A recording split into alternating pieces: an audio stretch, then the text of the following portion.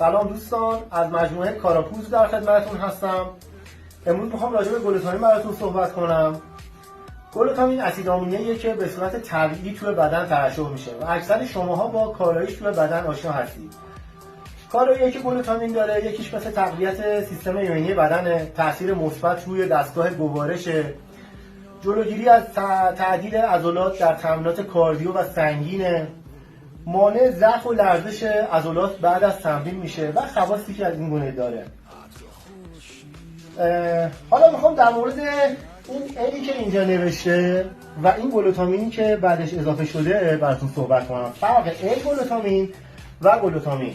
این گلوتامین همون پودریه که همون اسید آمینه‌ای که توی بدن به صورت طبیعی ترشح میشه و وقتی این ال بهش اضافه میشه به صورت مکملی ورزشکارا تهیه میکنن و استفاده میکنن. ال گلوتامین مکملی هست و گلوتامین به صورت ترکیبی همون اسید آمینه‌ای که توی بدن ترشح میشه.